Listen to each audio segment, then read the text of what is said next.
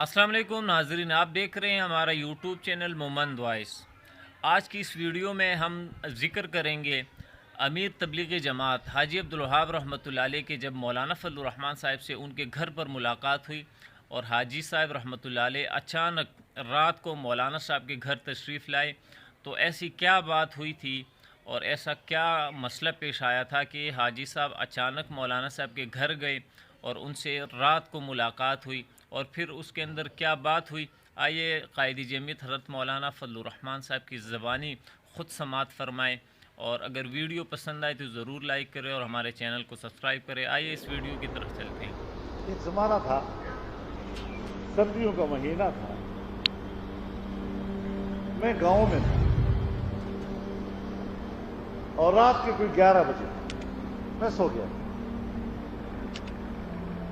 کسی نے مجھے اٹھایا کہ جی حاجی عبدالوہاب صاحب آئے ہوئے ہیں گھر تو تبلیغی جماعت کے اندر۔ میں حیران ہوا، 11 بجے عبدالخیل گاؤں کہاں سے آ گئے؟ باہر آیا، ملاقات کی، چائے وائے کا انتظام کیا۔ ہاں حضرت یہ کیسے، کہاں سے اس وقت؟ کہنے لگا میں ایک مقصد کے لیے آیا۔ کیا مقصد ہے؟ فرمایا یہ صوبہ سندھ میں قومیت کا فتنہ کھڑا ہوا اور قومی تعصبات پھیلا رہا ہے۔ یہ جو قومیت کے نعرے پر فتنے کھڑے ہوتے ہیں، فضل الرحمن میں تیرے پاس اس لیے آیا ہوں، اس فتنے کا مقابلہ تبلیغی جماعت کے لب و لہجے سے نہیں کیا جا سکتا، اس کے لیے جمعیت علماء اسلام کا لب و لہجہ چاہیے۔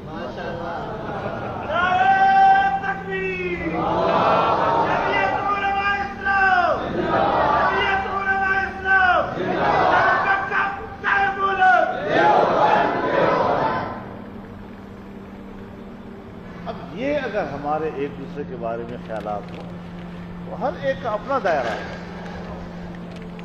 وہ اپنا کام کر رہے ہیں، 6 باتوں کے اندر گھوم رہے ہیں، کام کر رہے ہیں، محنت کر رہے ہیں۔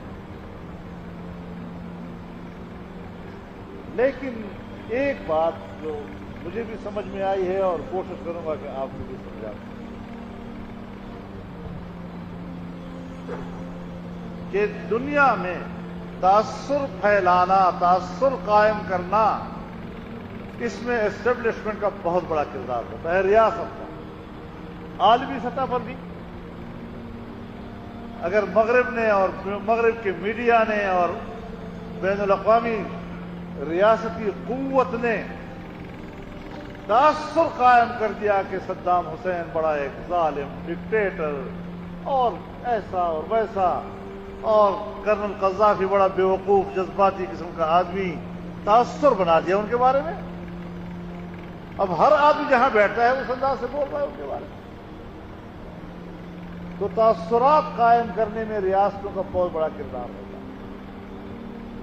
ہمارے ملک میں بھی ہماری ریاستی ادارے میڈیا کے ذریعے اپنے تمام وسائل کو استعمال کرتے ہوئے ایک تاثر بناتے ہیں۔ اب تبلیغی جماعت کے بارے میں تاثر یہ ہے کہ یہ دین کی جماعت ہے۔ تبلیغی جماعت کے ساتھ روزے پہ نکل گئے تو آپ فی سبیل اللہ جا رہے ہیں، اللہ کے راستے میں۔ اور آپ دیکھتے ہیں جرنیل بھی اس میں جا رہا ہے، بیوروکریٹ بھی اس میں جا رہا ہے، تاکہ عام مسلمان کے دل و دماغ میں یہ بات راسخ کر دی جائے کہ اگر تمہارا دین کے ساتھ کوئی محبت ہے اور شوق ہے تو دین والی جماعت وہ ہے